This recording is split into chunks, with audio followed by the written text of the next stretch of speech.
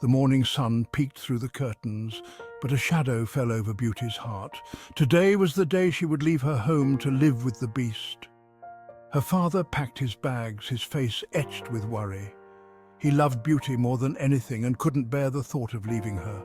Oh, Beauty, we shall miss you so much. Yes, dear sister, our hearts are breaking. Beauty's sisters, as always, were more concerned with themselves. They pretended to weep at Beauty's departure, dabbing their eyes with lace handkerchiefs. But Beauty saw right through their act. She knew they were secretly thrilled to see her go. With a lump in her throat, Beauty hugged her father tightly. Don't worry, Papa, I will be brave for you. Her father kissed her forehead, his eyes filled with love and sadness. Then, with a heavy heart, Beauty stepped into the carriage. As it rumbled away from the house, she took one last look at her old life.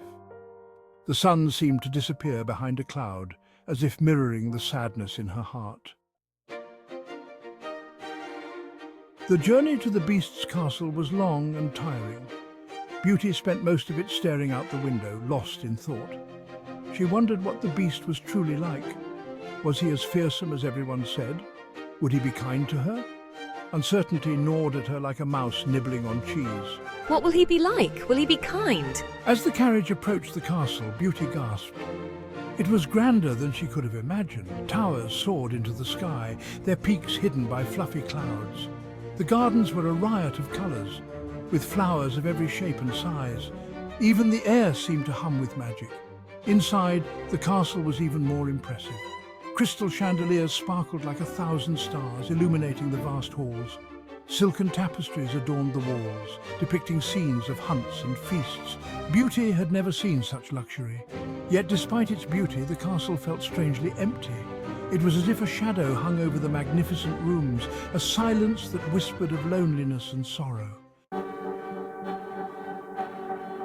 Beauty and her father were led to a grand dining room. A table was set with a feast fit for a king, laden with silver platters piled high with delicious food.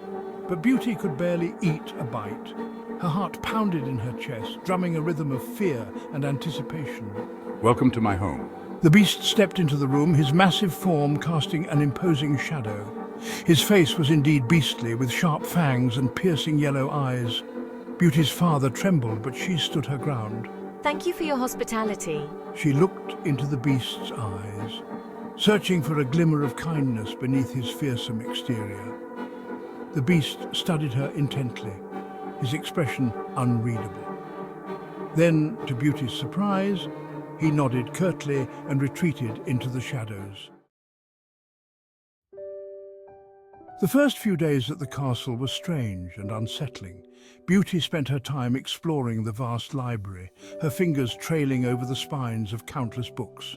The beast, true to his word, left her undisturbed. But every evening he would join her for dinner. At first their meals were silent affairs. Beauty would eat quickly, her eyes downcast. The beast would watch her intently, his silence more unnerving than any roar. But slowly, tentatively, they began to talk. Beauty discovered that the beast was intelligent and well-read. He had a dry wit that surprised her, and a sadness in his eyes that tugged at her heartstrings.